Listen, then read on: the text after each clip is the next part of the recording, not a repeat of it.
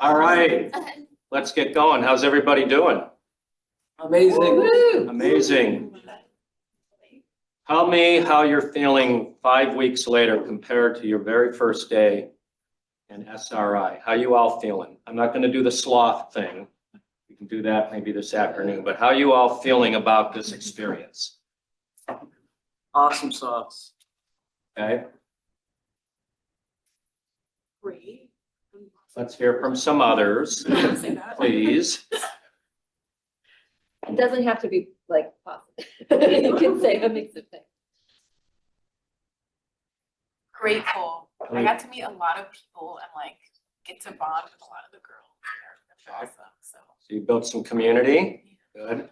Who else? How you feeling? How are you feeling about your skills in doing research?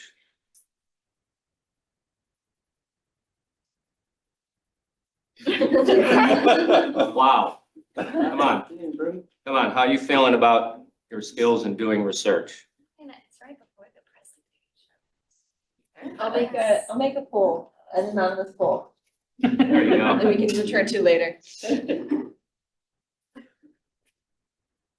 Yeah. Confidence. I think like this has given us the ability to like, I mean, it's not like research in a class where it's like just for the class, it's prolonged, it's for 5 weeks. So I think to see it at that extent is something new, and it's kind of like exciting to just give a glimpse into like what like life could be like after academia and like graduating college. What do you see yourself doing after this program? Are you going to try to continue doing research? Good.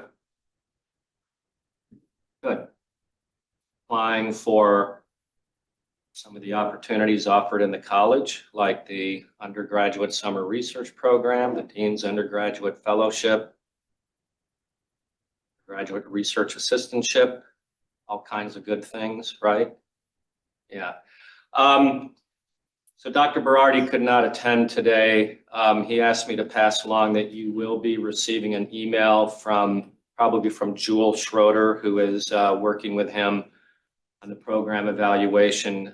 Please sign up for one of the days where they are going to be conducting focus groups. Okay, that's real critical. It's an important part of this program so that we can get some data on how you think things went, and then use this data as we maybe write grants to support this program in the future. Okay. So I want to thank, first of all, our faculty mentors. We have Emily Barnard, and is Javed going to be here today?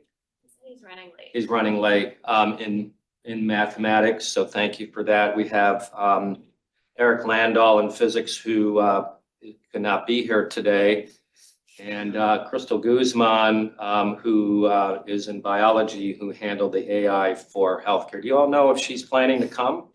She's coming? Okay. All right. Any questions about anything? So we're going to have your presentations this morning. Bell is preparing sort of an anonymous survey. We're just kind of curious to see how things went, but you'll be sharing this with Dr. Berardi in the focus group. And then this afternoon, we have at 1 o'clock, we have a panel discussion with 3 CSH alums. We have Catherine Walker, who actually worked with Dr. Bell. Was she bio major, correct? We have Sandra Reno, who was an environmental science or environmental studies major. And Rachel Cordero, who graduated with her degree in chemistry. So you will be hearing from them. Dr. Bell and I prepared a list of questions that don't know if we'll get to all of them, but we're going to give you an opportunity to ask questions of them about what their experience was like in CSH, but also what are they doing now and how did they get to what they're doing now? Okay? All right, any questions about anything? Oh, we're having pizza, right? We are having pizza. Okay. And I had one housekeeping item. So we're recording this, the presentations. So if, when you're presenting, you could stay within the range of here to here. That would be good. And it, just to follow up on Dr. Montgomery's gratitude, I'd also like to thank Emma Casella with an amazing job leading the administration of this program. So I know Emma's online, so thank you. Yay, Emma. Okay. And let's thank our mentors. So. Yes, Julia, Yeah. Anjali, thank you. Good experience for you all. All right, who's going first? Of course. Come on down. We'll go. You guys Yeah, wanna let's go? go, guys. Yeah, let 'em go. Rock, paper, scissors. No, I'll do it, you guys, I'll do it. Just let 'em- Wait, for Just who, let 'em- for who goes first? Yeah. Right? All right. Next one, last one. No, we went first. Oh, yeah. No, yeah, guys, I'm saying. No, that's fine. Presentation. Nothing crazy. It's not- If folks need to drive their erase board, dry erase board, are there markers up there? There's Margaret. Okay, so that the top panel can pull down, you gotta pull that down so you can write on it, and not erase the SRI note. Our group was planning to write that. You know what's I like all the drawings. Yeah, Effective and. Yeah, right. they're gonna pull down. Do you see? Turn off this garbage can. Yeah, there you go. There's actually two boards too, you need more than one. So as you write, you can write it where you reach it, but then switch it up so we can see it. Yeah. That's just double. Double trouble. Oh my goodness, double throw. Oh, wait. Abby. Yeah. Nice. Oh, it was supposed to start. Is that marker okay? Do you need a different one? Oh, Abby. What? It's gonna be easier for you if you swap the order. Do you know what I'm talking about? No, not that order. Yeah, Lisa's got it. What? You need to make a one. Yeah. Because otherwise you have to erase it. Oh.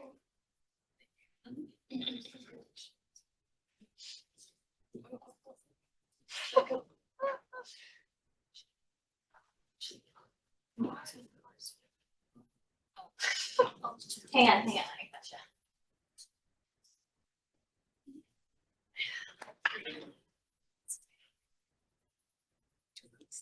You look great. Amazing. Oh, I'm so sorry. It should still be in the downloads. Where's the, okay.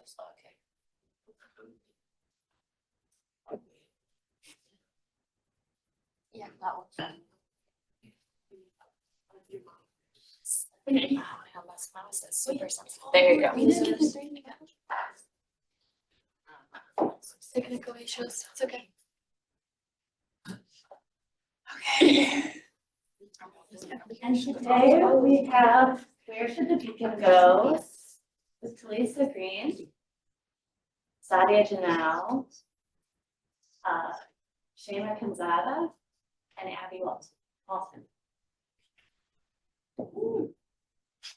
Just to do a brief recap, we started our model, where should the beacon go? So imagine you're in a city of Chicago and you're trying to figure out the best location for a beacon so that people around that location has the most fair service and the minimum distance from that beacon's location. So we started our model with the most simplified version, which was just on a one-dimension model and with a few people around that location. And we started our model with by experimenting by hand, manually, and by computer. As we made progress, we used some math tools, which was just linear equation, quadratic functions, slope, derivatives, and we moved on to integral, double integral.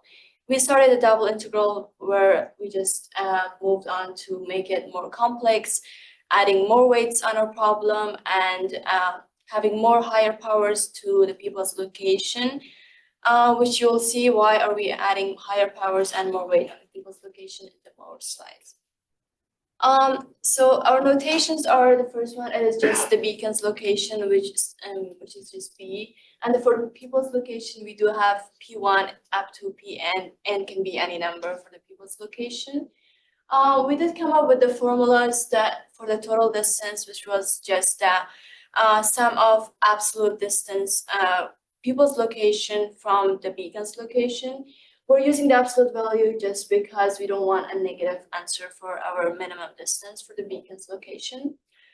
We moved on to total square distance. It is basically the same formula as the total distance.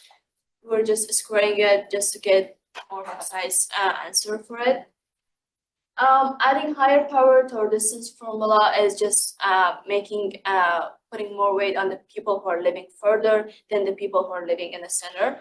It is basically the total distance formula, which is the sum of the distance of people's location from the beacon's location in a different higher power, which M stands for the power of every people's location. And the weighted total distance, we just add weight on the people's location to put on a certain weight on a specified location. For example, if we're living in a neighborhood and there's a big hospital and there's people's regular houses, we would like to put weight more on the hospital than a regular house, because we need more service on a hospital than a regular house. And the weighted square distance, it is we just make it a square. It is B minus P1 and just add it a weight, and it's going to be squared. For our 2D model, I did mention that we started with a one-dimension model. Just to make it more complex, we did move on two-dimension model, which we started with Bx and By, which is the beacon's location, and Xi, Yi up to Xn to Yn is the people's location. Why are we using the X and Y? Because we are now on a grid. There is X coordinate and there's Y coordinate, so we do have 2 points for every people's and beacon's location. The functions we did explore was the taxi cab distance. We did explain what was taxi cab in the previous presentation, but it's basically if you want to cross a street, you are not going to go diagonally. You have to use the right angle, so you have to go straight and then turn around. The formula for this one is just the sum of the X and Y coordinates from the beacon's location, which we did solve for a problem, and it was the median of our problem. The total square distance is basically the same formula as the taxi cab distance, but this time we are just squaring it, which did give us the average solution, which is not that much difference. It depends on the people's location. Sometimes it can be slightly different, sometimes it can be the same solution. What is that? You don't know. Yeah. So to bounce off that, this is our current model that we've been working on, and it's examining large populations, which is more real life, and we can kind of apply it to real life circumstances. Like in the city of Chicago, we have a high amount of people. So for this formula, we have the sum, that's a summation sign, 1 over n, parentheses, I over n minus b squared. So what we have here is n is equal to your total number of people. I over n is essentially like your person, your I of person. So I'll kind of discuss that with the example a bit more. And then B, we've kind of kept that consistent with our beacon. This, I do want to specify that this is like equally distributed people. And we went back to the 1D model to kind of simplify the problem, which is kind of what we've done before. And then we build on more complex formulas and equations and whatnot. So for an example, let's say n is equal to 6 people. We'd have 1 over 6 minus b squared. We go to the second person, 2 over 6 minus b squared, however many in between.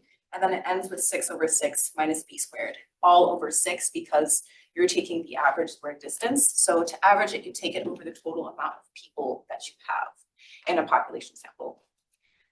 Okay, so based on that equation that we've been working on, we kind of made the connection that this is similar to our Riemann sums, which if you don't have prior knowledge of Riemann sums like I didn't, it's essentially breaking up the area of a curve under a curve into smaller shapes, specifically rectangles, and then finding the area of the rectangles that you've subsectioned and adding them all together to get the total area or approximate area of the approximate area under the curve.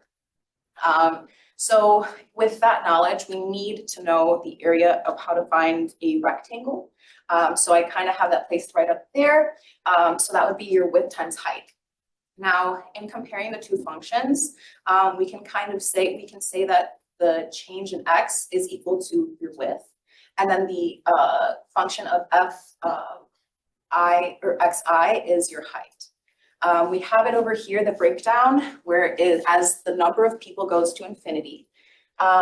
Your 1 over n is your width, and then whatever equation is in that parentheses would be your height. So in this case, it's our I minus b, I over n minus b squared. That's kind of what we use to figure out this towards an infinitely amount of people equation. And with that new additional knowledge, we'd like to test your understanding of our content with a quiz. As always, the question for today is, imagine that an infinite number of people are evenly scattered along a grid on the interval 0 to 1, and you need to place a beacon in a location that minimizes the total distance between them. Which of these points would be the best one? C. D. C. See, A. 2.5. Which means So the answer would be D. Here, you can see the equation that was on the previous slide. In this case, this equation wouldn't be very useful because we're using an infinite number of people, and so there would just be a lot of computating that would be going on. And so to simplify, you can take this notation and put it in its integral form. Here you can see the 0 to 1 interval being represented, and then the rest of the equation is right here. The x is a substitute for the I over n to like represent any possible person that is on the line.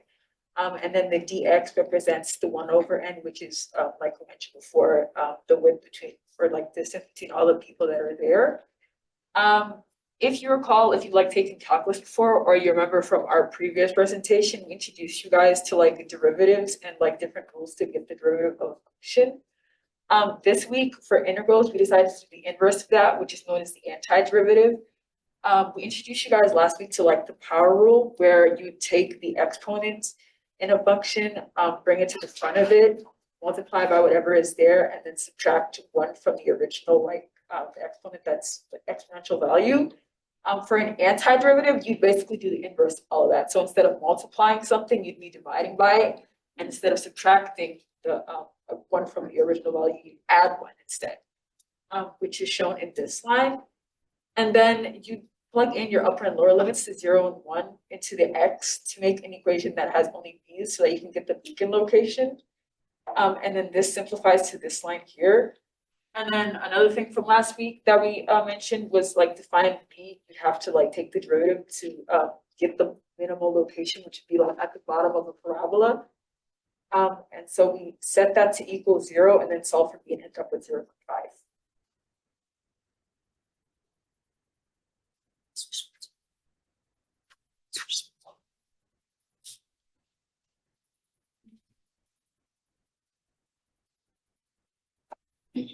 All right, so I have another quiz for you. This time it's 2D because the previous one was 1D.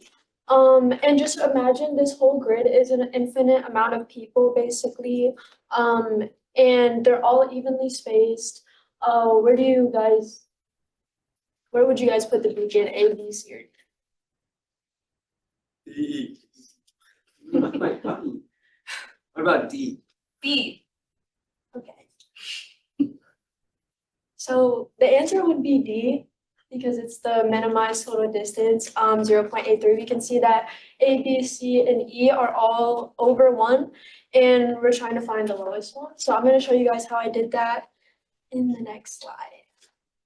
So we have another Riemann sum, and at the top, it's basically explaining this M and N are, sorry, I'm blanking. So this 2 over N and 1 over M are basically, we're doing the average square distance, and they're the width, and then we have in these little parentheses, they're the height. So if you do width times height, we're doing the rectangles, and then the 2 over ni minus bx is the x coordinate, and then the 1 over mj minus by is the y coordinate. And then we have n and m, which is the infinite number of people, and then it's gonna go from, the limit's gonna go to infinity, which means like it's gonna be an infinite amount of people. And then we can turn this into a double integral going from 0 to 1 to 0 to 2, because we have in the x value 0 to 2, that's the bound, and then the y value 0 to 1, which is the other bound. And then the 2 over n times 1 over m becomes dx dy. And then our x minus bx squared plus y minus by squared are the x and y values. So yeah, I'm going to show you how I did the double integral real quick and show you how I got 0.5 as the coordinate. So for a double integral, we're just going to ignore the one on the outsides first to do dx, the integral of x with respect to x. And it's basically going to be the inverse of a derivative. So we're going to pretend x minus bx is, this whole thing is like just x, because if we do the u substitution, it would just become 1. So we wouldn't have to divide by anything. And then y minus by, since I said y would be a constant in this case, it would just be like a whole number basically. So we're gonna add it. And then we're gonna multiply by x, because the integral of, for example, 4 is 4x.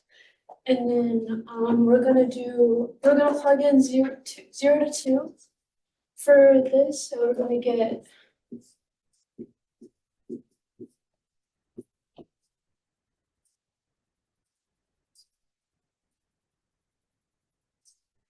just plug in 2 for x, and then we're gonna subtract it by what we get when we plug in 0 for x.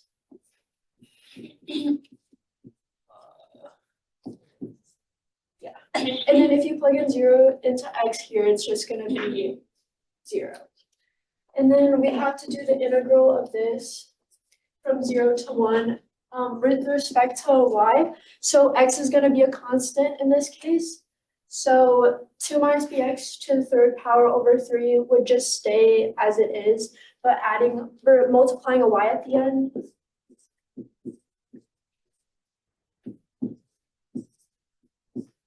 And then since there's a y in this one, we would have to do the integral.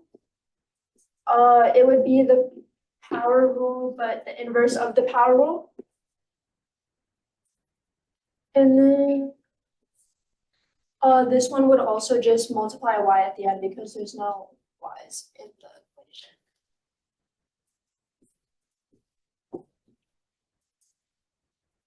Did you lift the board? Yeah.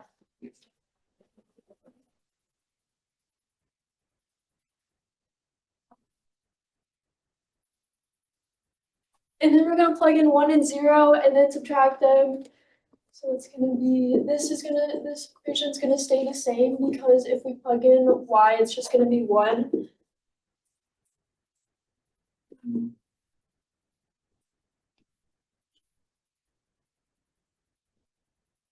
And then we're gonna subtract by 0, so only the middle value would be subtracted. Okay.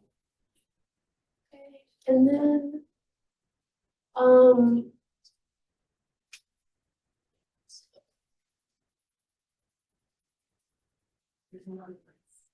That's an X. It was X. Oh, No, no, that one is. wait, why are they all BXs? I'm so confused. Oh, no, you're I right, think I'm it's sorry. There's another one that's a Y. Right above it. Yeah. Sorry. Okay, and then, we have to set this equal 0. Partial derivative first. Oh, derivative first. Okay, so we're gonna do the derivative of this, and then we're gonna set it equal to 0 with respect to bx and by. So it'd be.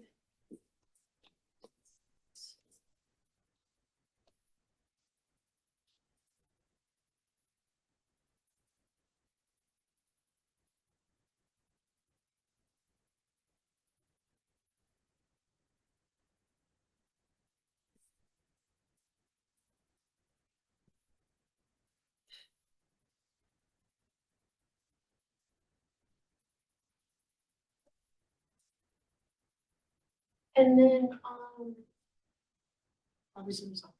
Are we doing X first or Y first? we're doing x first. So these would cancel out. We have 2 minus bx plus, So if you do Y first, then all the Y stuff is just a constant, right? Or X, if you do X first, then all the Y stuff is a constant. When you take the derivative. the partial derivative. 2 minus bx. And then this would be a constant, so if we do the derivative, it's 0. And then.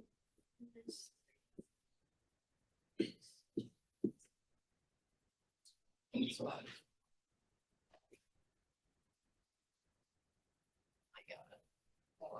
can't see what you're doing. And then is that guy, that other BY would also be a constant, right? This would be a constant, so we just have this. And then we set it equal to 0. And then 2 minus BX squared.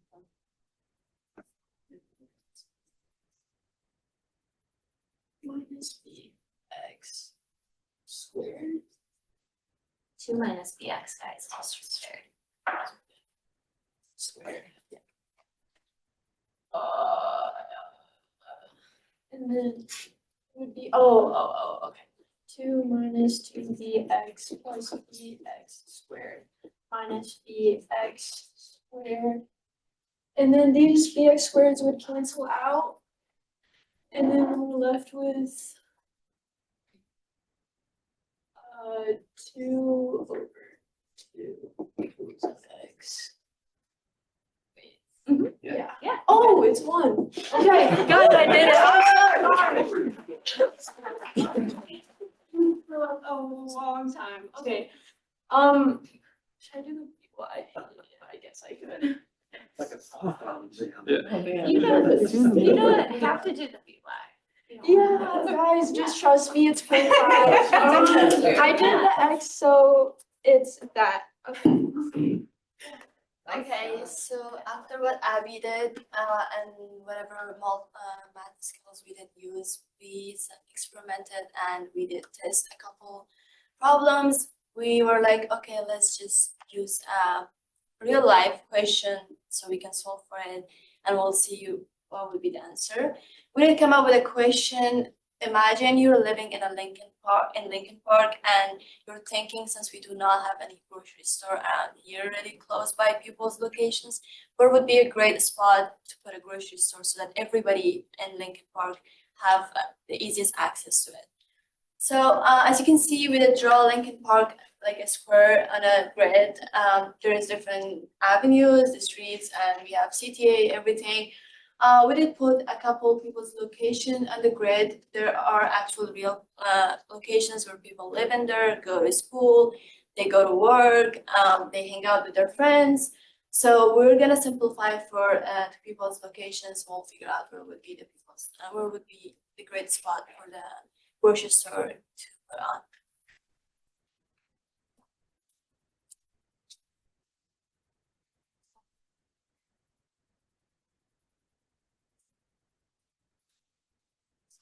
Okay, so this isn't really like mathy, honestly.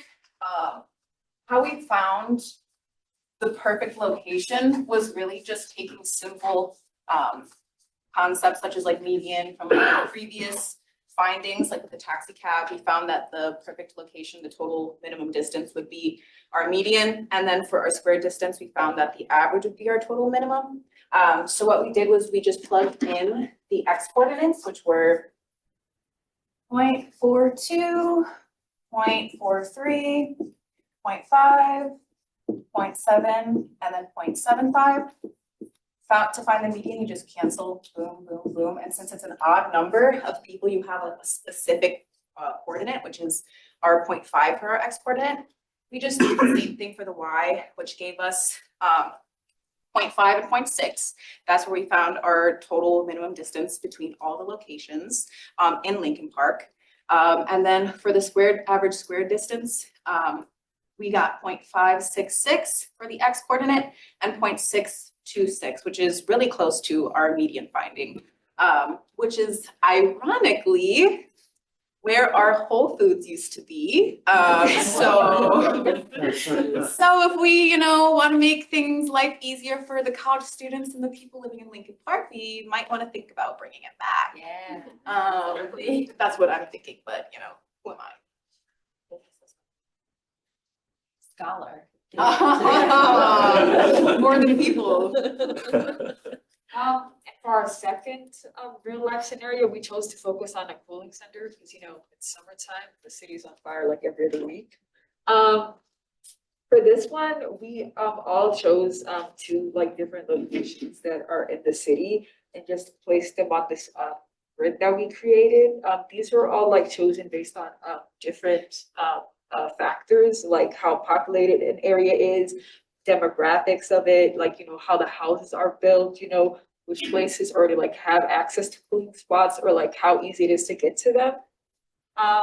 And then we just use these factors to impact how we would manipulate the model. And so we decided to go with adding weights to each spot to see how much of a priority they are.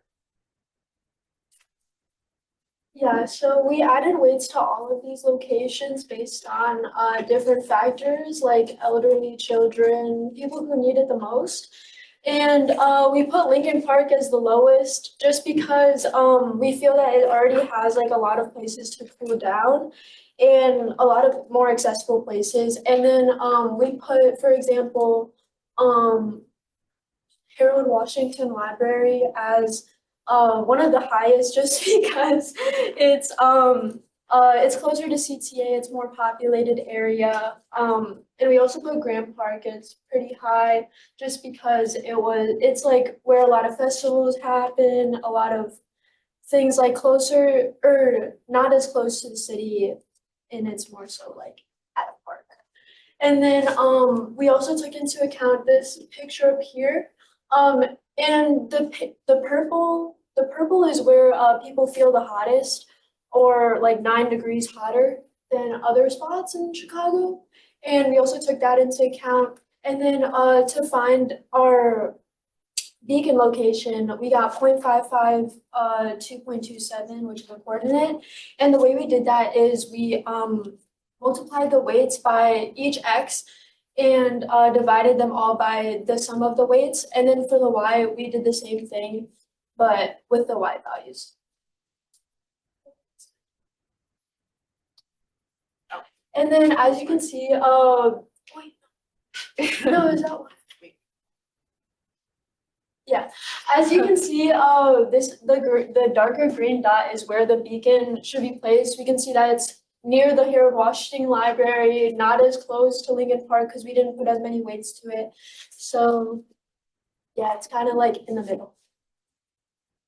We also determine the weights by having a class discussion on most important to least important. So it was combining all, basically the total of how important each weight we put on each place was. So any questions?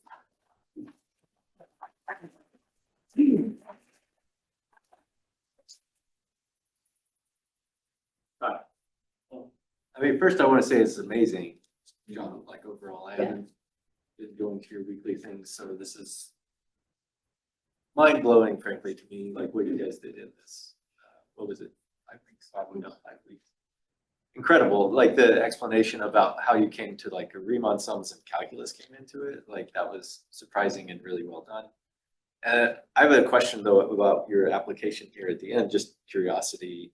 If you compared like like how would that look unweighted versus weighted? Like how did was the location more or less the same because the things just were geographically spread out? Like equal weighting is just geography. Once you weight it according to these other factors, you're sort of skewing it perhaps one way. It still looked like it was pretty close to geographic center. So I'm just curious if you looked at those same locations, but with with all of them having equal importance and weight. We didn't. It was basically, I think it was more so in the middle just because of Harold Washington Library, Brighton being like very highly valued in weight. And but we did do an unweighted one with the grocery store. But yeah. Right. Yeah. Anyway, so that was just a question I had. I did have another question, which is like, what if you have the same stuff in 2 weekends? Oh, it's funny that you say that because that was one of the things that we could have potentially delved into. It was actually on one of like the list. I think it was like the next thing we were gonna do, but we just don't have enough time to delve into it. So we just wanted to see a more realistic model of like people going to infinity as opposed to like, restarting with the 2 beacons. But that would be really interesting to look into and with like future projects for sure. What was your rationale? I have read a lot of papers where they'll do weighting, but they don't explain the rationale for the weights. So the last one you have decimal weights. Yeah, so we all basically were in the class and we all chose like different weights. It was like 3, 6, or 9. And like I remember for Lincoln Park, I chose 3, 3, 3, 6 or something like that. And then we all like got the average of that and got 3, 6. That's how we got.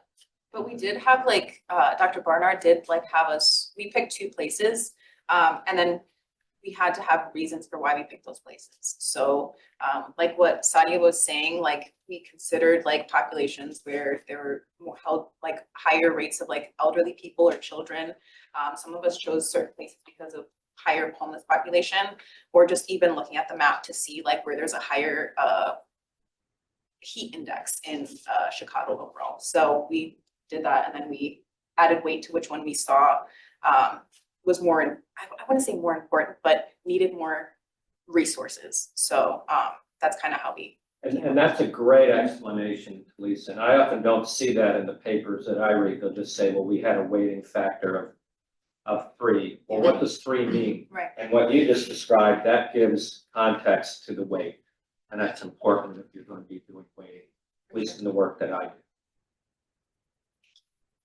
You said the numbers 3, 6, and 9, assuming that 3 is going to be like the least significant, like a place where you wouldn't really need that cooling center like Lincoln Park, and then 9 would be the place where you would ultimately really need it. It'd be a really good area to have. Am I correct in thinking that? Yes. The other spots I know, like Harold Washington Library also has a 7.2. And you talked a lot about Harold Washington Library. What about places like Brighton that have an 8.4, or as well as, I think that's going to be the highest number? Any exploration on Brighton area, any reason specifically? I know you talked like we all kind of went along and said, hey, it's a 3, a 6, a 9. And I know you talked about, whether it was homeless population, things like that. Was there any factors that just came into Brighton being that high of a number? For sure. So Anjali chose this one, which was, I think it was a great location. It has a really high poverty level, I want to say. There was a paper that had that developed an economic hardship index based on various things like poverty and income level and education and a wide variety of other factors. And Brighton was one of the places that had a very high index, like it was in the middle of several high indices. With like a lack of like resources and access. So we did give it a higher, I think we all agreed to give it a higher rating. Just because of how important it was in the scale of like giving access to like lower income and higher poverty level locations. So yeah. This would make a really cool DePaul Discoveries manuscript, hint, hint. And you could relate this not only to the hardship index, but there's an environmental justice index that the city created that takes into account a whole array of socioeconomic and demographic factors. And it'd be really interesting to see, looking at that, optimal locations for cooling centers. Shout out to Sadia for coming up with the idea for the cooling center. Yeah. And yeah, this is our community bonding. So yeah. Bro. You were in the Me? Yeah, you're in the middle. Oh, I'm in the middle. You're the beacon location. Just Okay. It's the last I'm a one. little nervous about this. How do we do this? Just go in the files and there's in there. Oh my god. Oh no, let's go back. Teams. How do we do this? Because we did two. We should have merged them. Do we have time for a go-to thing? If you wanna. No, are you okay with seeing something fun? If not, You gotta totally go fine. back. Totally fine. Totally fine. No, Yeah, it's fine. It's fine. It's fine. It's fine. It's No, fine. no, Yeah. At the very end? Yeah, okay. Yeah, for sure, for sure. Thank you. Good job.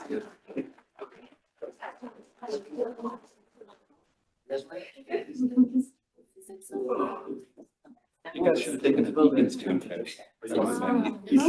Finite people. Isabella's the boss. We could like minimize it. Yeah,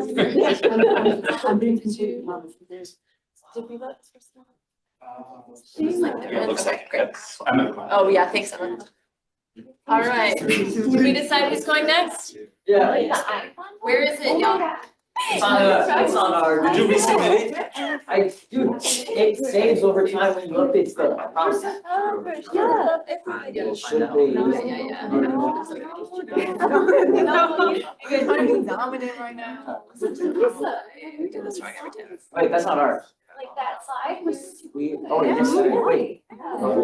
It should be up a I little bit. kept on looking at Or it. it'll be in post, it'll be. Yeah, I saw you like that, I was like, oh yeah. I'm in it.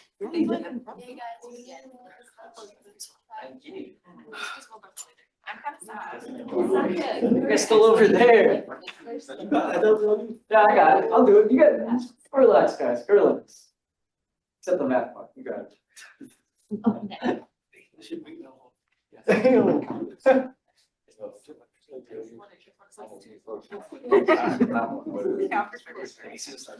That totally is. All right, so next we have exploring motion, heat, and biological systems with laser light scattering by Kai Blake, Isabel Anderson, Alejandro Campos, and Lucas Rodriguez. Go ahead. You can go to the next one. You can go to the next All right. one. Good morning, ladies and gentlemen. Once again, you've seen us before. You're going to see us for the next few moments or so. And we've been talking about dynamic light scattering for the last few weeks. What is dynamic light scattering? Why is it significant? Ultimately, it is a way of understanding particles at the microscopic level using laser light scattering and photon detectors. Basically, understanding particles at the microscopic level is awesome. Why? You can use that in things like medicine, technology, everything you can really imagine. Even people in biology can learn more about proteins and lipids just with the concept of microscopic levels of particles. And one of the ways we're understanding particles, one of the best ways to understand things and concepts as a whole is to put yourself in the shoes of it. So what do? We put ourselves in the shoes and acted like we were particles, acted like we were molecules. So we learned a little bit more about particles by doing something called a random walk experiment. Doing that random walk experiment, essentially every single one of us had a dice. We rolled that dice and it told us which direction we moved in a grid. And one thing we noticed that all of those particles, or us, always went away from our origin point, telling us that particles move in a random fashion, but they will still most of the time always move away from that origin point, and most of the time even in a linear fashion. One other thing we did last week, a few weeks ago, we talked about the concept of using cars.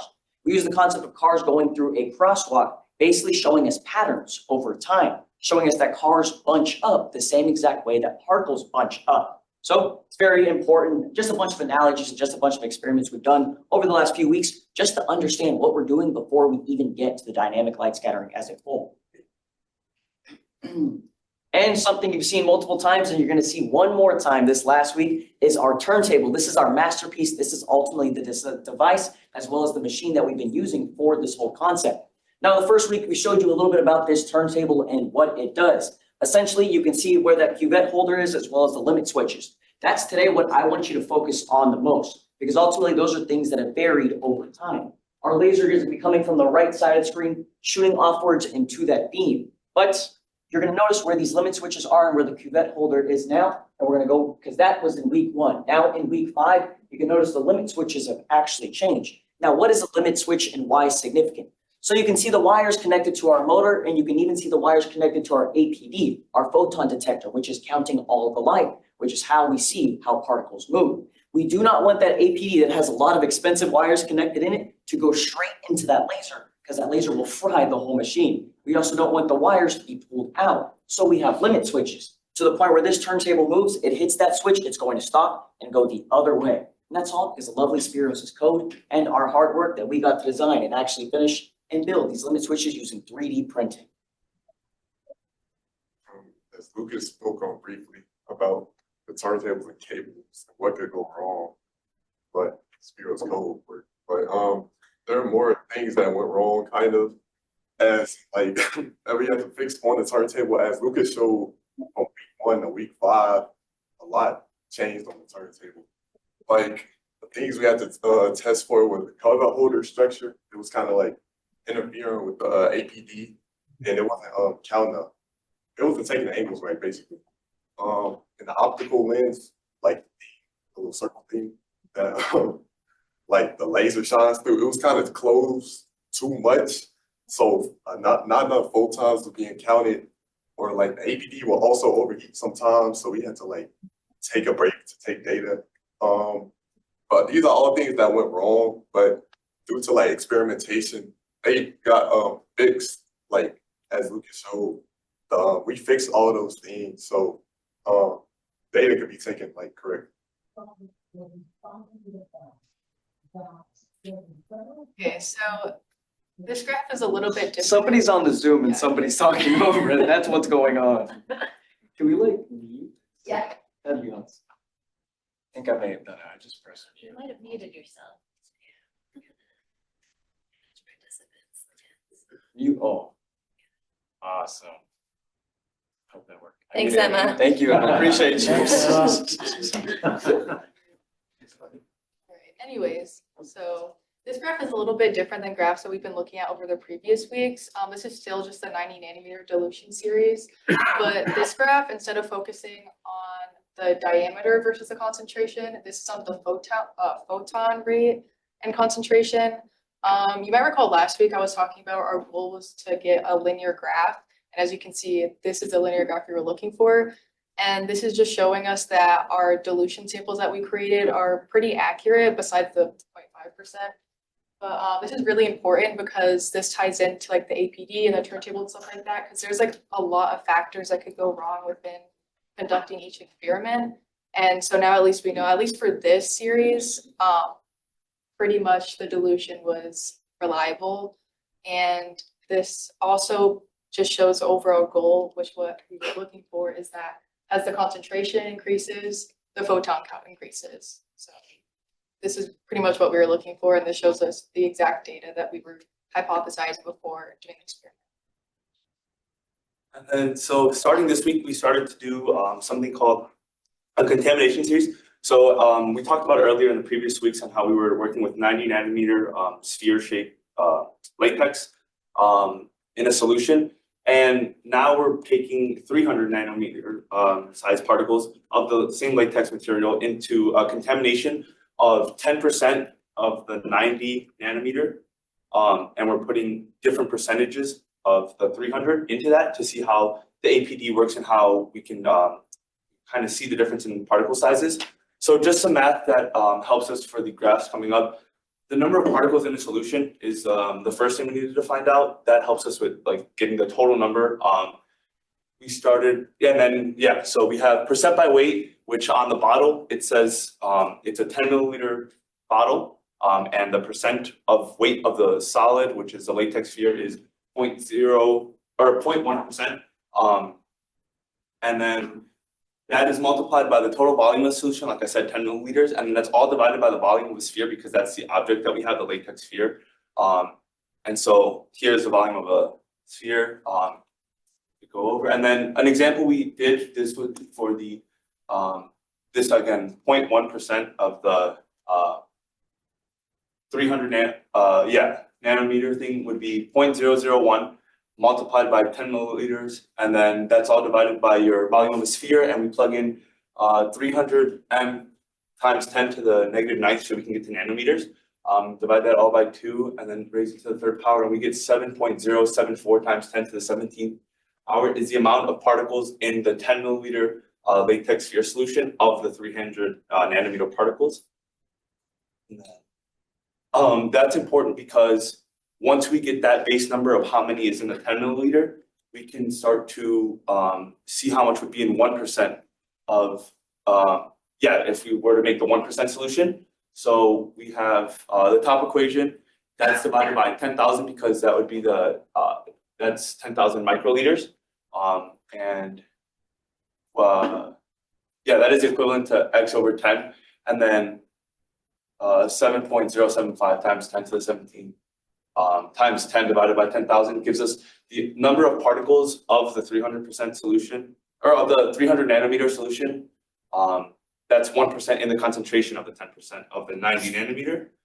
So that would be our contamination ratio almost. And then this is when we're solving for x that comes into play for the hydrodynamic diameter. The x comes into play, and that would be our percentage of the 1% of the 300 over the 10%. And from there, we take the number that we got up there. This is a number that we did the same thing, but for the 90 nanometer particles in the top equation. And we got 0.0027 is equal to x. And so we take the hydrodynamic diameter equation, which is d of h, or dh of x equals d1 plus x. R is the ratio, is the ratio of so it's 50 plus or minus 10.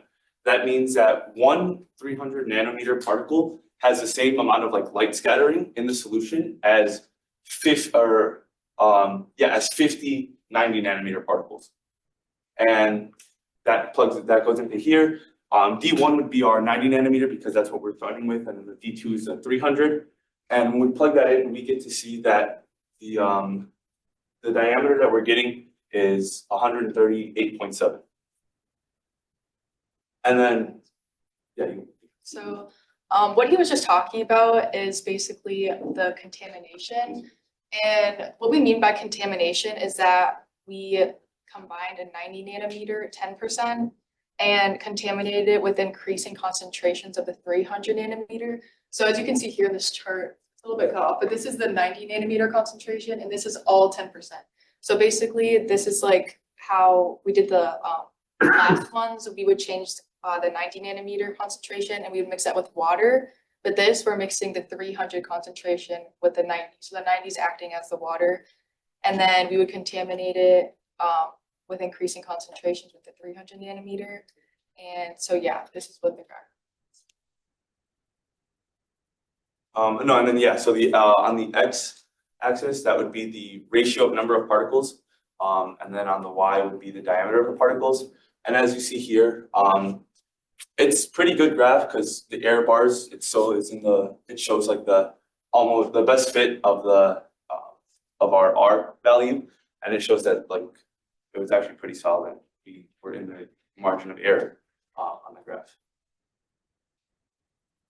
Okay, so you guys might remember a couple weeks ago I talked about a research article that I looked at, and it was basically just testing different sunscreens to see what percentage of it was a couple different ones, but it was mostly zinc oxide and titanium dioxide.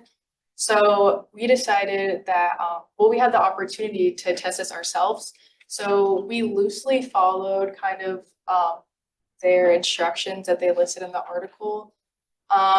It's not exact, because we weren't really looking for the exact concentration, exact numbers. We were mostly just kind of running this just to see if we could get a somewhat reasonable number in our graph and see if like we could even see the diameter of the titanium dioxide particles.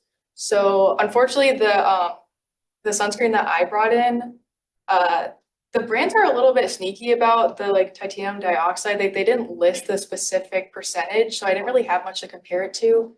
But I decided to compare it to the data that the article that I read had, and for one of them with the titanium dioxide with the same SPF that I used, it had a diameter of around like 1200, and we ran a bunch of like the dynamic light scattering, and this is just one of the graphs that we got, and this one is pretty close to the numbers that they were getting as well. So yeah, we thought that was pretty interesting that we could kind of replicate what they did with somewhat similar data, and especially with because we didn't have like all of the right things that we needed. Like we needed specific like chemicals that we didn't have, and also we needed a bigger like centrifuge spinny thing. Sorry, I forgot what it's called, but it was just a lot more steps than they had. So, but with all that given, we got a pretty good graph. And then for mine, I took a water sample from like a washing machine, and because there's many articles that show like how microplastics leak out of your clothes into the water. And as an environmental science student, that was what I talked about in the previous articles I read. So I wanted to do that, but the thing with that is that there's so many other things that come out of the washing machine water, like fibers from clothes, little hairs, a bunch of different particles. So we knew there was particles in there, and we put it into the, we ran it, and what we got from this basically is that it's pretty like inconclusive on the diameter size. It kind of jumps around everywhere. But the thing that we want to look at is the photon count. So this is the first run we did. This is the second or the third one, and this is the sixth one. And they were all, we did 6 runs of 100 seconds each, but they were all repeated right away. So this just shows us that over time, the particles are there, but they start to settle down and like clump up in the water column. So this is why we see the diameter kind of like fluctuate a lot, and then the photon count goes down over time because it's sinking, clumping up it. So there's less light refraction throughout the solution. I'll start us off. So ultimately, we wanted to talk about what we've been doing in the last few weeks, the last 5 weeks alone. We ultimately all wanted to talk about our personal experiences and what we got out of this program. And you know what, Kai? Start us off.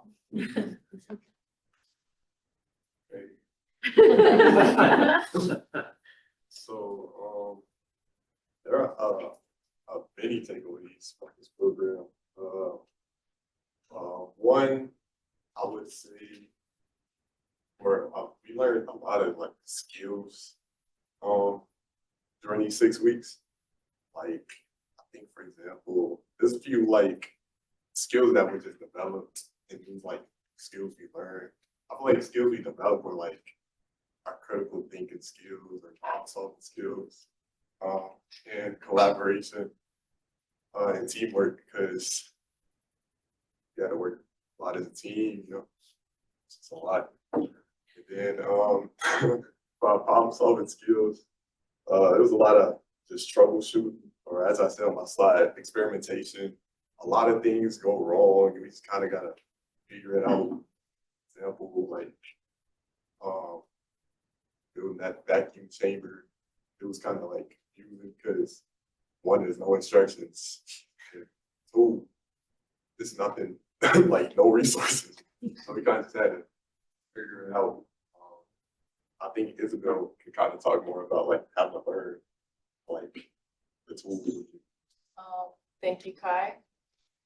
So if you didn't know, me and Kai are both chemistry majors, and I think a lot of what we learn is going to tie into like future classes and possibly future like careers or jobs. Because a lot of what we did took a lot of just focus, patience, and just critical thinking skills. Because me personally, I've never done a dilution series like that before that had to have like such like specific numbers, like it had to be like to the T, and we had to use the like pipette and stuff. I've never used that before. And it was a lot of just like quick learning, especially since it's just 5 weeks. So we kind of had to get the hang of that stuff quick. But overall, it was a really great experience. I'm glad to have learned these skills, especially with teamwork as well. I know we all learned a lot about that. And yes, I will definitely bring these skills to further classes and maybe even more like research groups like this. I think one thing I learned out of this is that I really like that we got 5 weeks of hands-on experience. I found that in these last 5 weeks, I really like to hands-on something. I really like to build things I found in this experience, whether that was like just playing with electronics or getting the opportunity to build those limit switches. I think one of the best experiences I got out of this was one day when Spiros was basically just like, hey, you and Alejandro, figure it out. Figure out how to put those limit switches so they hit at the exact point, exactly what we need. He basically just gave us a toolbox and said, go crazy. That was one of the most fun experiences I've had because I got to think independently, but also I had the opportunity to look at a graduate mentor as well as a faculty member to lead me just in case I need that net to fall on. Ultimately taught me a lot about myself, and it taught me a lot about the people going on around us and how to work in a team and how to critically think in situations where I may not have that net to fall on. No, and then just to like almost not to piggyback off all you guys, but like just the flexibility thing was a big thing I learned, especially like in a lab to be flexible. Nothing can ever be perfect. That's just like how things work. That's the nature. And so to be able to like have something go wrong and to not look at it like, oh, it's bad. Just like, hey, what are we doing next? Like, what else can we do until this is fixed?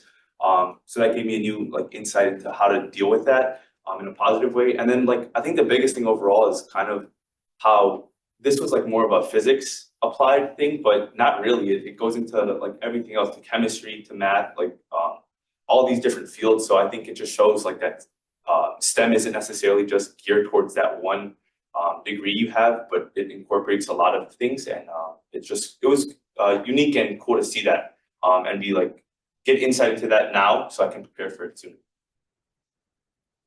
I want to do this. Go ahead, go, Kai. Go, please, Kai, go.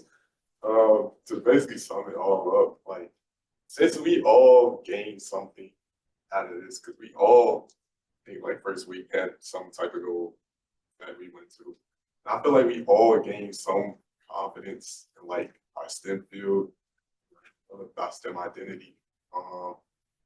Because we all like learned, like Alejandro learned flexibility and Lucas learned. Hands-on stuff. Isabel learned how to do adoption series. And we all learned how to be like what we want to do, or like how to apply that to what we want to do outside of this experience. That's why we're all grateful for this experience. And do we have any questions?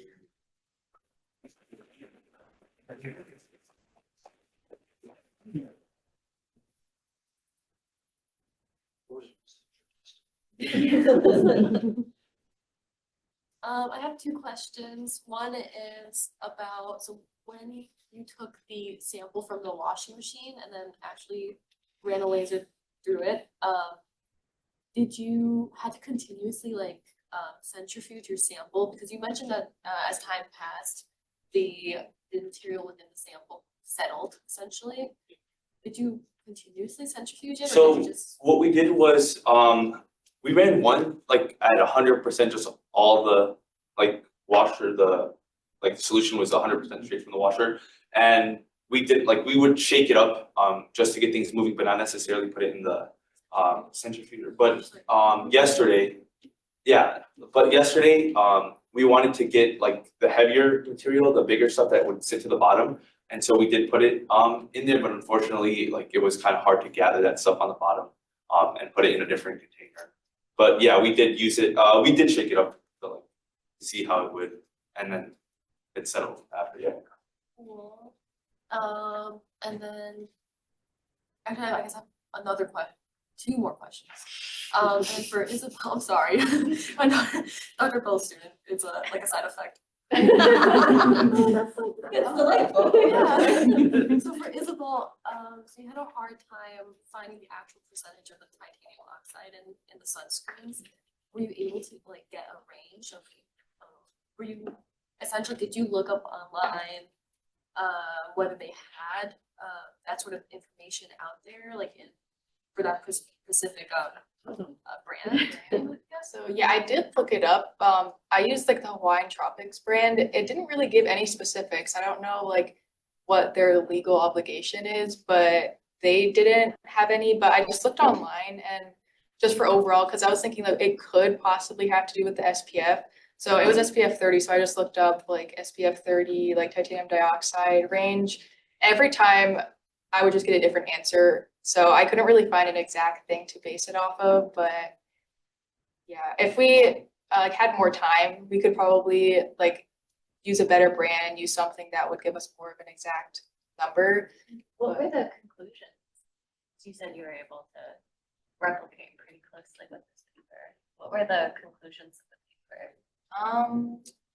The conclusions were pretty much just that brands aren't always accurate with what they're saying on the label, and how it's important to run these experiments to like check the brands to make sure they're actually like doing what they say that they're doing. In terms of the concentration? Yeah, in terms of like what percentage it is, because yeah, the ones that they were using, most of them had percentages so that they had an easy thing to base it off of. But yeah. Is the concern that there's too much? Yeah, because if there's too much, then it becomes like toxic. Oh. So yeah, but it is like an important ingredient somehow, because yeah, it's the thing that's blocking the light. Yeah, but there's a lot of factors that go into it. I think I will wait on the last one. Actually, you know what's crazy? As time continued, I added one more question. So that will like be later, and I'll let other people actually ask questions. Actually, building off of what you said for this stuff, Isabella, I remember you said you were able to replicate pretty closely what was arrived at in the papers experiment. I'm curious, like, are there any conclusions about like what the specific concentration may be based on like what the paper said, or just that it's higher than the actual concentration that the SPF said? Like, did they reach a specific concentration? I think for this one, it wasn't really focused on like getting an exact answer and focus on like, because we just did a random dilution. Like we don't really know how much sunscreen is in this. It was more just like seeing if we can use the machine, seeing if we could like play around with it.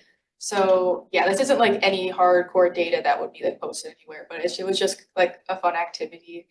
So yeah, the ones for like in the article were a lot more specific and tedious and got like exact numbers. But so that's why we just kind of loosely followed what they did. Okay. And so yeah. Cool. Yes. I mean, one comment is they often, when you publish stuff like that, they don't actually give the name brands, like the brands that they're using, because they're in trouble. So you're left with like, there's good ones and bad ones, but you don't know what's what. And Wait, why would they get in trouble?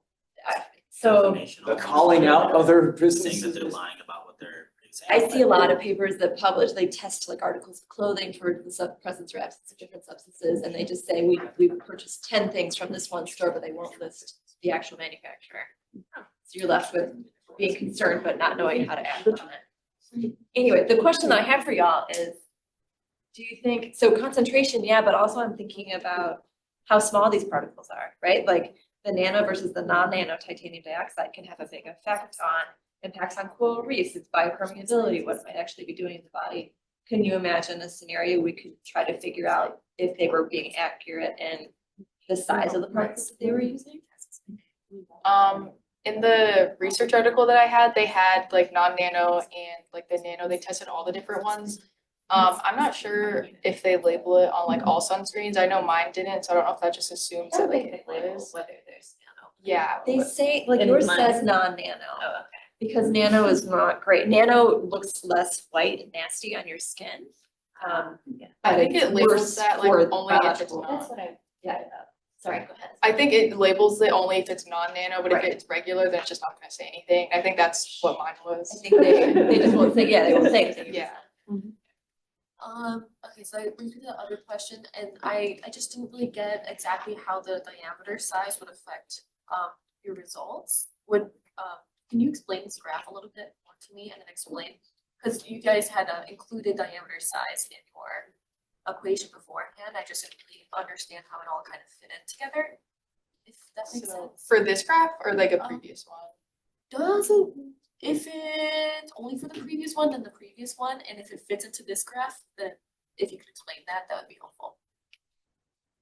For like right now, the biggest thing is like, we know the exact size of the particles or an estimate, again, like with the hydro, like dynamic, the water around it because it's a charged, like particle.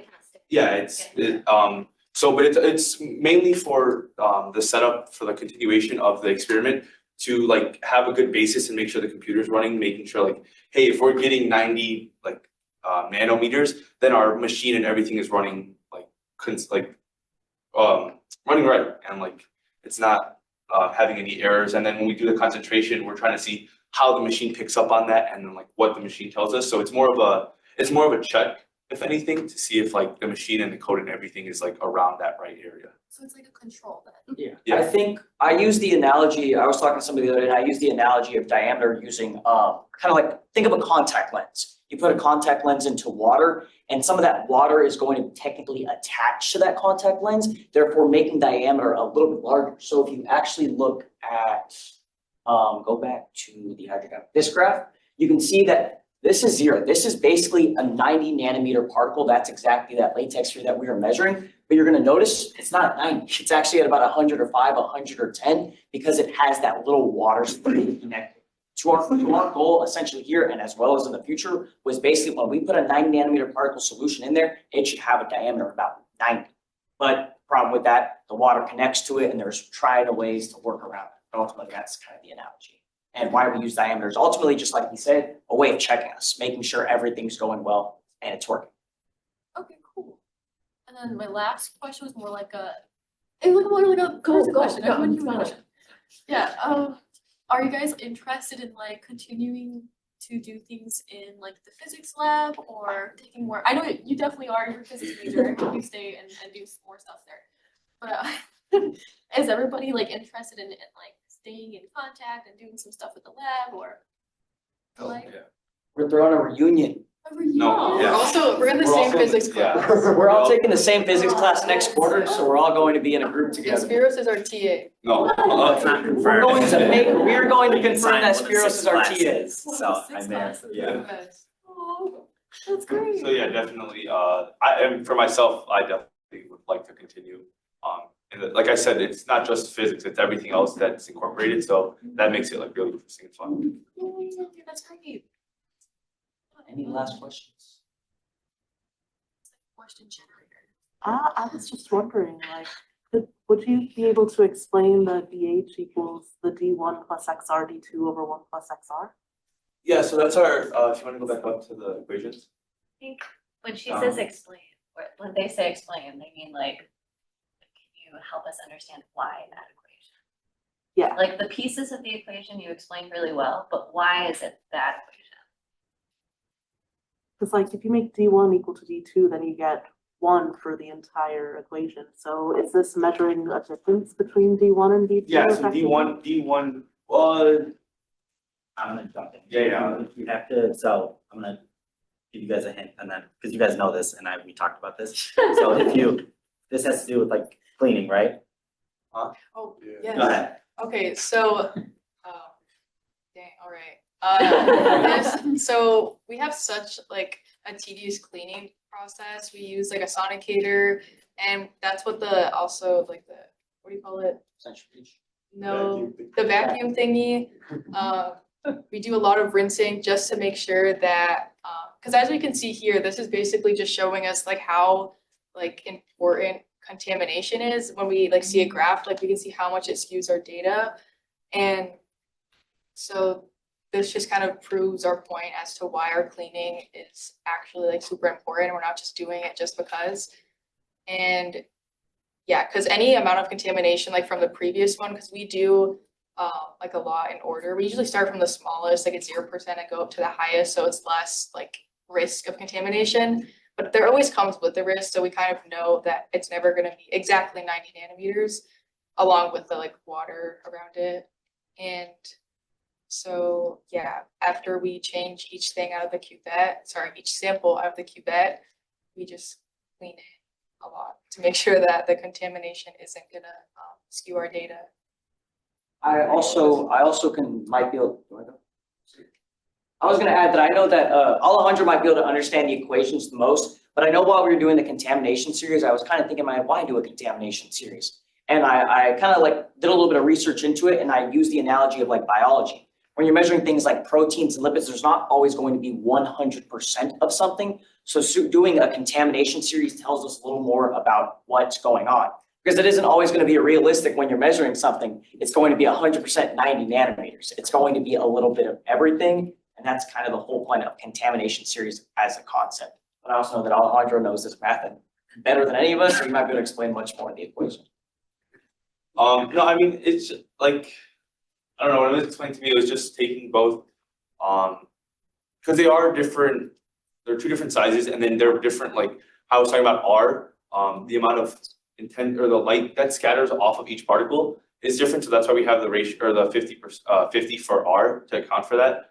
So, I mean, yeah, we're just, I don't know if I can, like, it was kind of, not just given to me, but like, we did like it was on a paper, and it was like, plug in the numbers that we've got from the thing.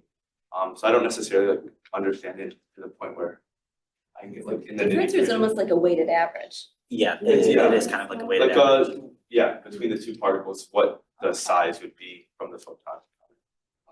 So if you have like so many particles of the 300 nanometer, it's going to throw off your sample because our data is dependent on the light that is scattered. So if kind of how Alejandro said, if you have one 300 nanometer particle in there, that's going to scatter light similarly to 50 of our 90 nanometer particles. So it's kind of weighting the size of particles and the light that they're scattering.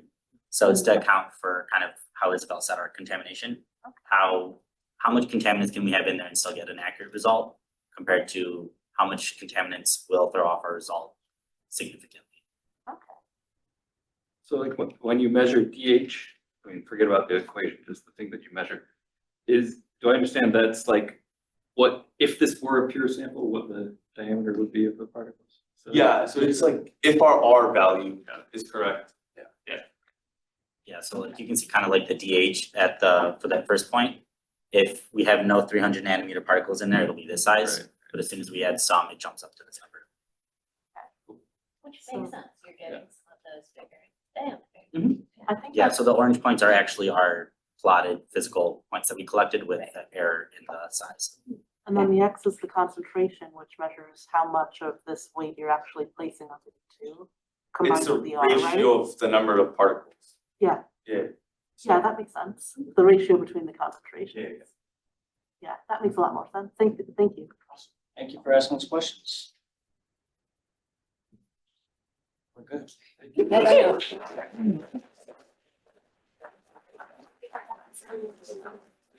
I think they also have a funny video, but Do we have time where y'all going? Are we going to wait till the end to show all our Let's do videos? funny videos at the end, yeah. So I'll make sure we have time for questions for this group. Hey, I have a question for the room that nobody needs to answer now. Yeah. I would love, because you were doing some of the most interdisciplinary stuff that any students do in the college, right? Like you're working in these groups and you're seeing all of these different conversations. I would love to hear any brainstorms that you all think we could do as a larger interdisciplinary project, right? Like we have perspectives on sociology and public health and math on like cooling centers. We have perspectives on environmental science and physics and math and chemistry on toxicology, like on that kind of stuff. I think big picture, like any big projects that y'all could work on together, or that lots of fields could work on together. I'd love to hear later, at the end, no pressure right now. Okay, AI for healthcare.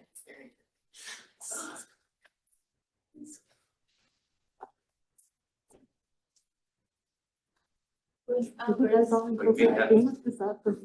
that's amazing. I love that. Nice view? No, to see it.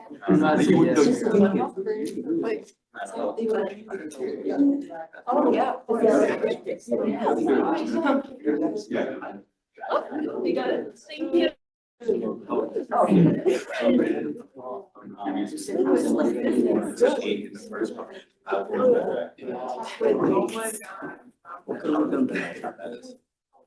What are we flying?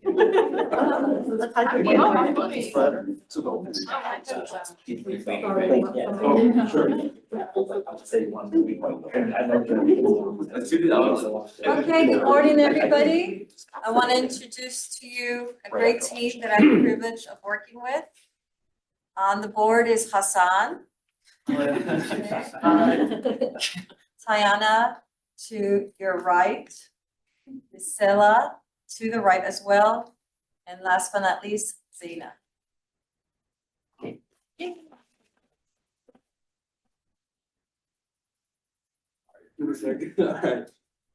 We are AI for healthcare, and here's our outline for today. We're gonna go over our background, so we're gonna talk about breast cancer information, data resources like NIH SEER data set, and our research question.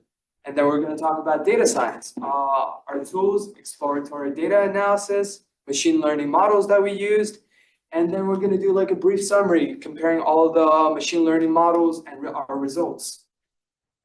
So here's the data science lifecycle. This will be really helpful throughout our presentation.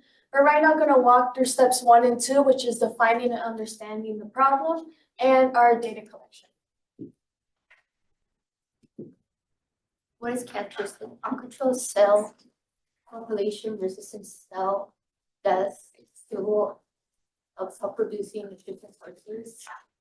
And I see a picture of a normal breast cell that's only of the receptor, and this is precision breast cell, and there's like a bunch of cells, hormones. Chemical messengers travel throughout blood, messenger receptors interrupt responses, encourages self-formation by cancer cells and breast tissue.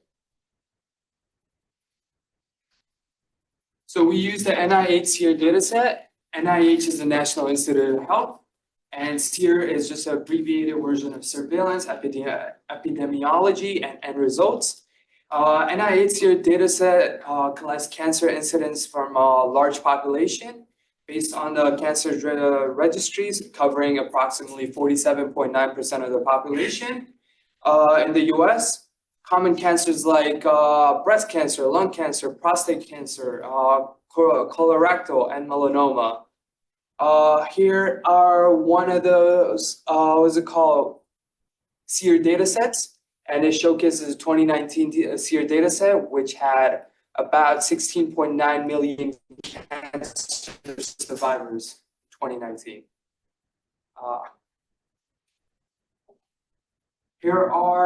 So for our dataset, we had about 52 variables, and this is like the whole list of all 52 variables that we had.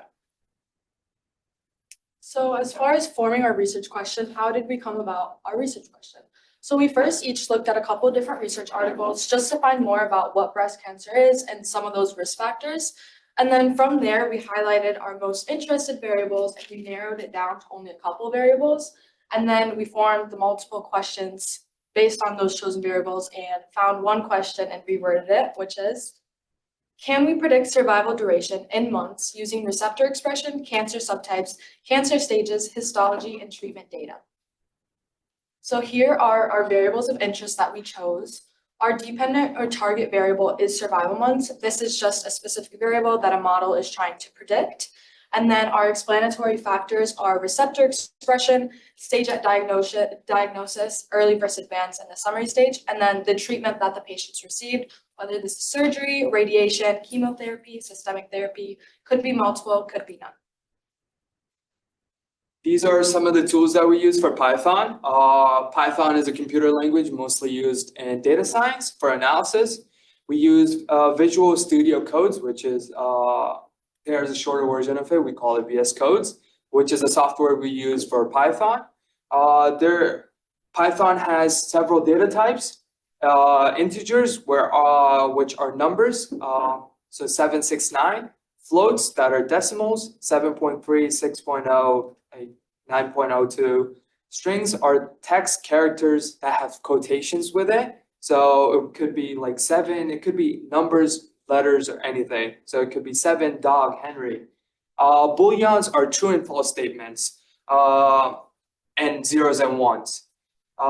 We use libraries like pandas for data structures and analysis. You can see it over there. It's just panda just messing around with and NumPy, which are mostly numbers and equations. So once again, here's the cycle. After going through steps 1 and 2, we're now going to walk you through data cleaning, we like to call also data wrangling and preparation, and step 4, which is exploring and data analysis. So here's the outline for the data wrangling, also known as cleaning. I'll walk you through the changes in rows and columns, the new variables we added, and editing already existing variables. So for the first step, we could already see that our original SEER dataset had around 2 million rows, so a lot, and 52 columns or variables. So we went through one version, which is version 4, and we could see the change in rows and columns. We have different variables that we replaced, like the HER2 recode. We have breast subtype, which we cleaned up a bit and replaced as well. And then we have some that were completely removed, like the combined summary stage. Lastly, the data version that was most up to date was version 5, with around 400,000 rows and 14 columns. And also a year range we're focusing on is 2018 to 2022.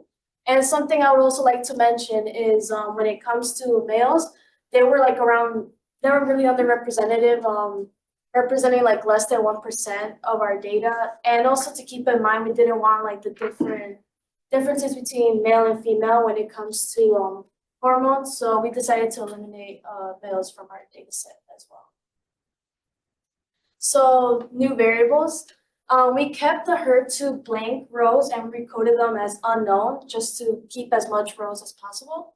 The HER2 overall summary was then renamed and changed to HER2 clean. So after doing a lot of cleaning too as well.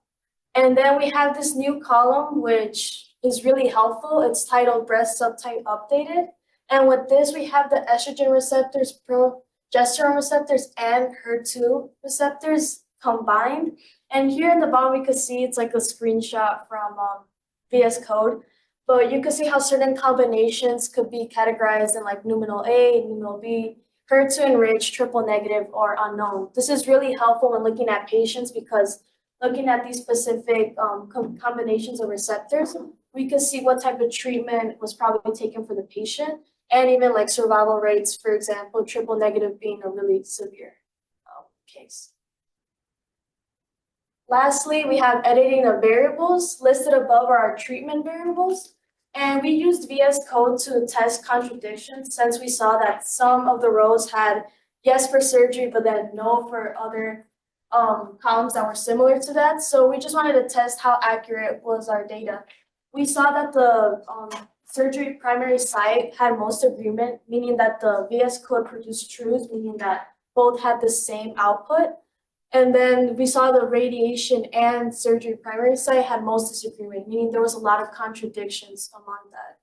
So we decided to keep the surgery primary site since it had the most valuable information and just had a lot of most agreements. And we changed the output because originally there were codes, meaning they would code the patients the type of surgery and if they did not. So just to make it easier on us, we made yes, no outputs instead.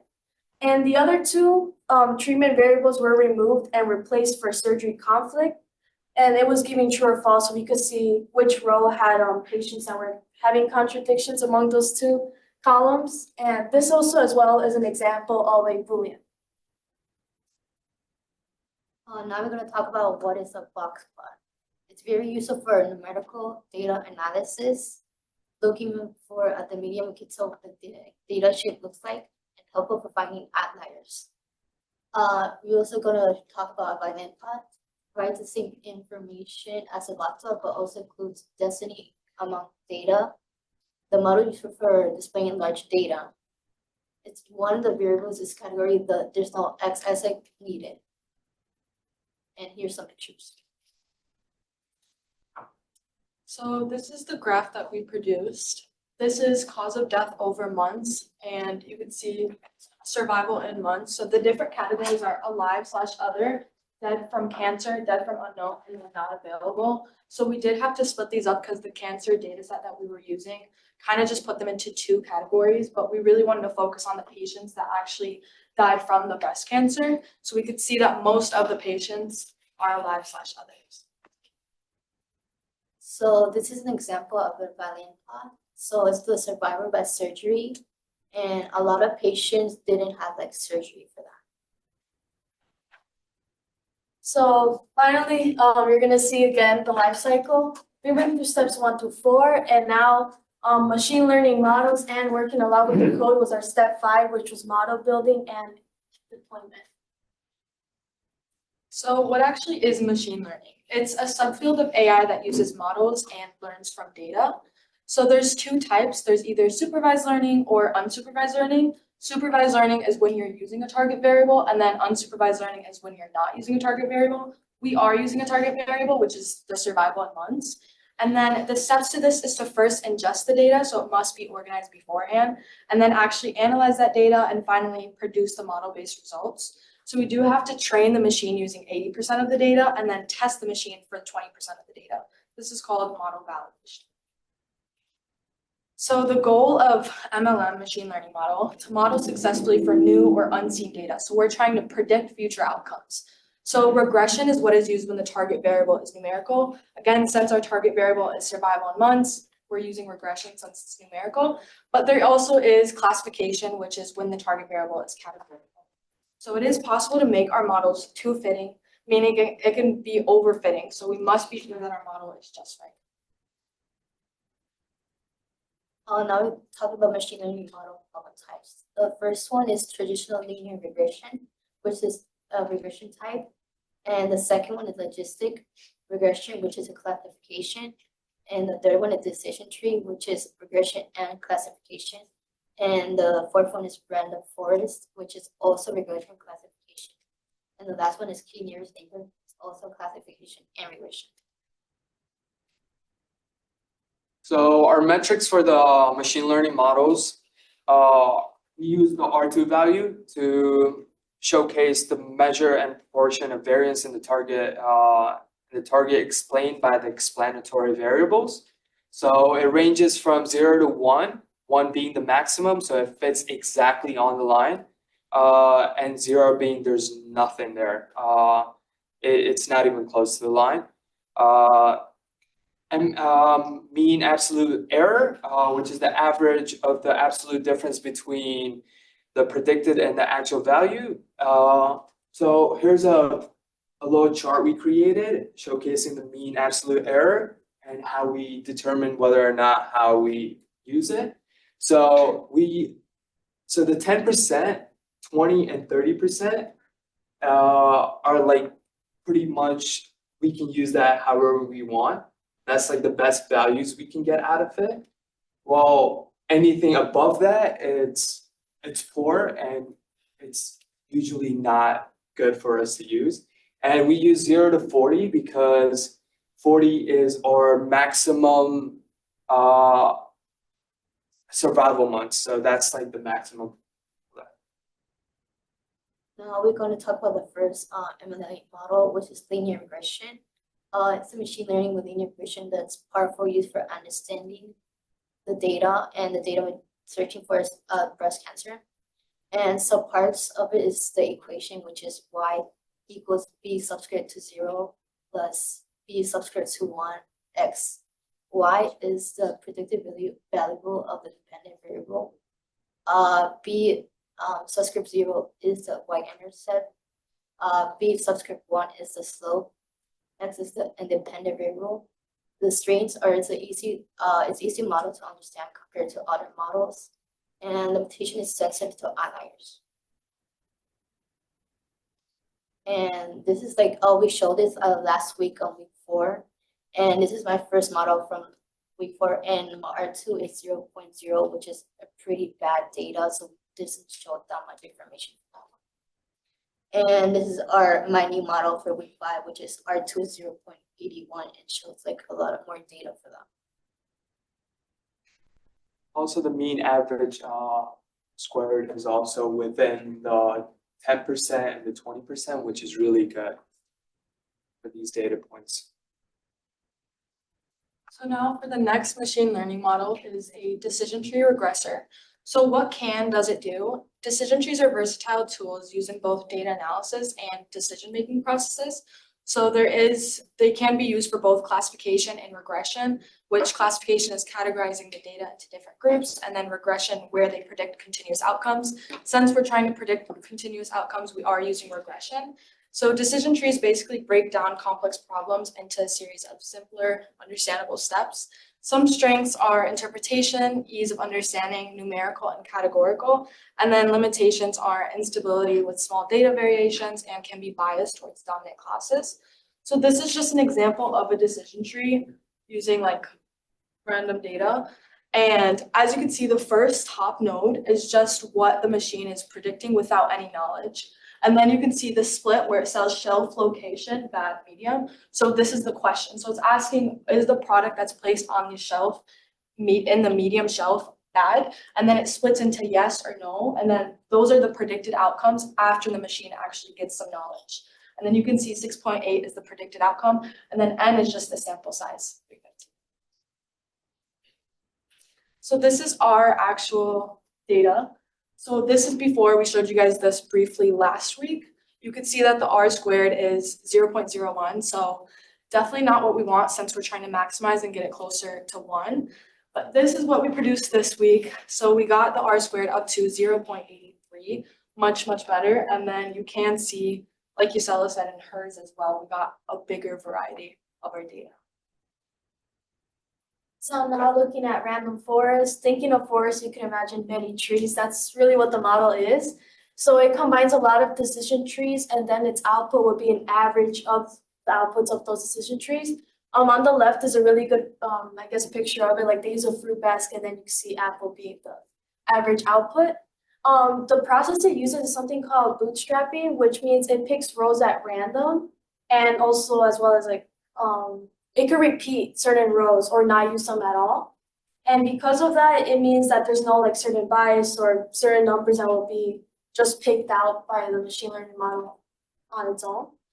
Some strengths about this is that it can be used for really large data sets. It can handle missing data as well.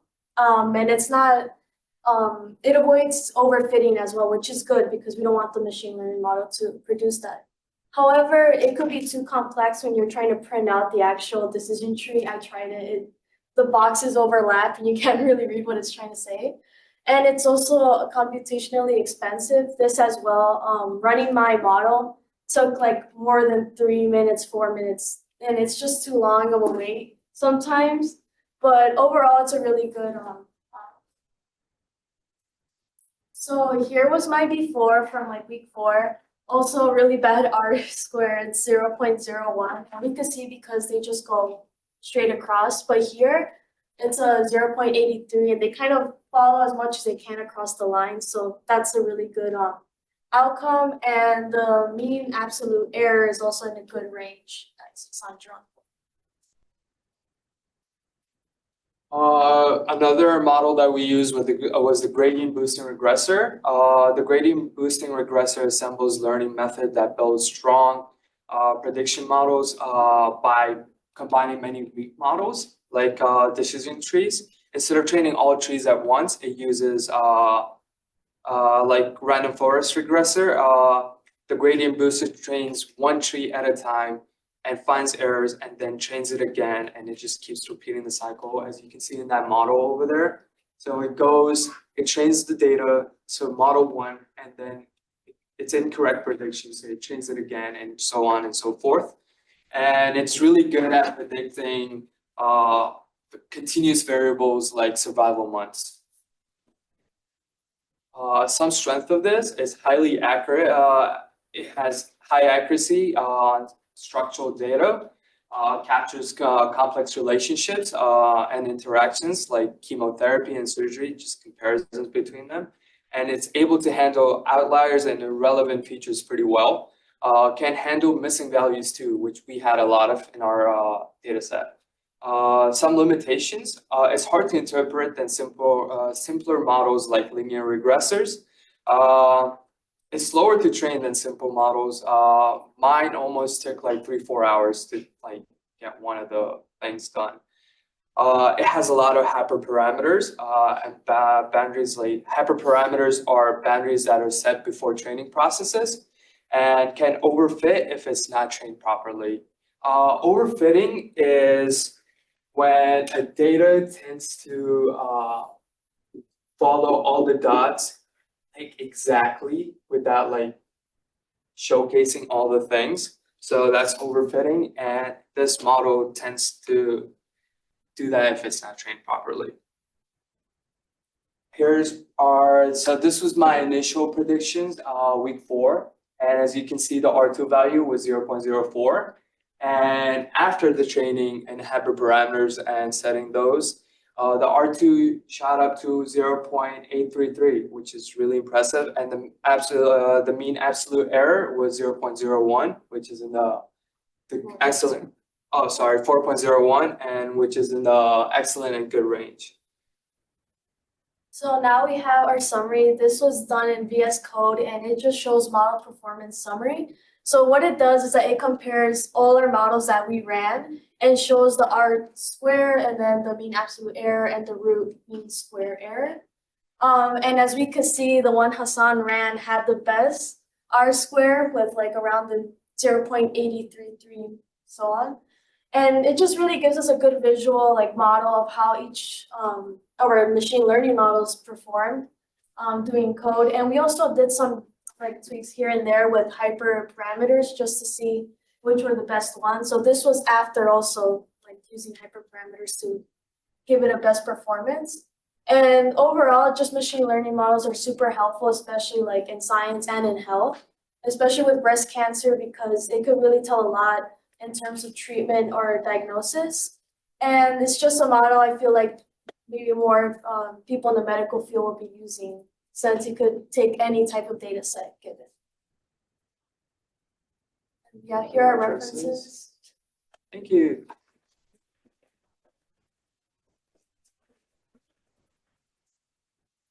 Questions? Very difficult question.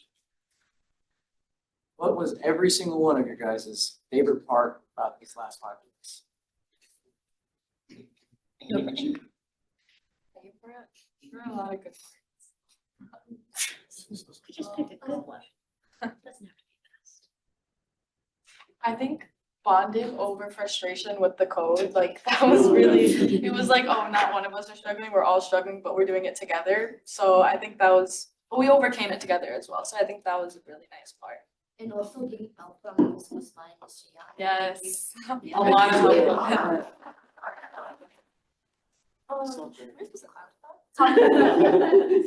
Talking with what Zaina just mentioned, I feel like, yeah, over that frustration, but it was super interesting seeing how each one of us had a certain like strong week. Like I remember my weakest week was probably like Hassan or Zaina's strongest like thing. They were helping me out. In some cases they were helping like each other out. It was just really nice in that way. And I felt like I learned a lot, especially since like I wouldn't envision myself doing coding because I'm just really bad when it comes to like tech and all that. But it gave me that sort of sense of confidence. I feel like we helped each other in every single scenario. Like we didn't do a single thing that wasn't together pretty much. So if we were doing something, we were all doing it together, which helped us a lot. And we also, I think one of the best like team building moments were like when we were waiting for the codes to get finished, like 2-3 hours, we would like, there was like, well, what were we doing? We were learning how to dance. I don't know how to dance, so we were like learning how to dance while we were waiting. So yeah.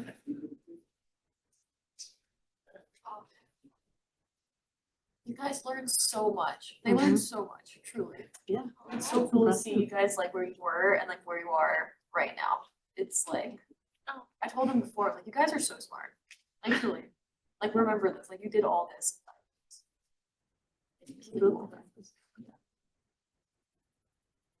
Any other questions? So like you made a bunch of models, but the goal is to actually predict survival. So did you like run it? Like, it's the idea you would input some data about like a patient, right? And then it would say, this is how you have to live, I guess. Yeah. Did you try it out? No, like the survival months were already given to us in the data set. Like when we show like violin plots like a week ago, there's like different treatments and you see the surroundings there. So surroundings were like as a range. What the machine learning model is doing is actually we're testing it, which is what it's showing, and it's showing how much it could predict on its own when it comes to like that part of the data set it didn't receive yet, like that 20%. So like the goal is getting to 1 because if you could train a machine to give like accurate. You could give them my data, right? Yeah, that's like the the whole- goal is like when you reach 1, it's like the machine could predict like really accurate data that you could almost like predict future data using something you already have. So this is like you plugging in the data. Yeah, there's like Each of these code nodes. done and then we just put the print option to like actually show us, but there's code behind like making this. I hate to bring us down after, like, that was such a lovely question to end on, but here, I'm thinking about, so the R squared, I was struck by how similar the models were to each other in terms of their output, like the R squared and the MAE. Then I was looking at these and it looks like the model's doing a really good job predicting, let's see, so comparing, so they're not overestimating anybody's actual survival, but maybe they're underestimating it. Wait, is that, no, I'm doing it backwards, right? So there are a lot of people who only survived about 10 months, but the model predicted they could have survived longer. Am I reading that right? Like there's a lot of, the blank space on the bottom right makes a lot of sense, but it's messy up top left. Yeah, it's because it uses like when you do the code behind it, you drop the survival months in a way, but it kind of takes into, I guess, consideration all the other columns. Like, you know, last week when we showed like so many violin plots, it's like imagine combining in a way those. I feel like with hyperparameters, you could kind of also mess around with like certain things you want the model to like output, I guess, in a way. But yeah, it's like a lot of, yeah, I think with this one I did like n_estimators, meaning like how much is taken into account, like 150, I think. So it's a lot. And yeah, you're probably right, it could be overestimated. Or it could be that like it's hard to see all the dots. Like there's a Under the depth of dots overlapping. under that line. Yeah. So it looks like that top left is messier than it actually is relative to the rest of them. But yeah, okay, that was interesting, thanks. Wonder if you could plot the density of the points rather than like. Oh, like a heat map. Yeah. Or a 3-dimensional violin plot. Oh, but a heat map would be cool too. Yeah, or just color. Yeah. That's cool.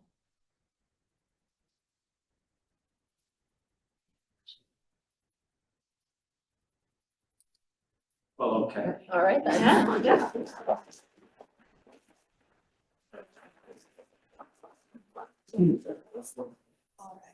How'd we do, Michael? Awesome.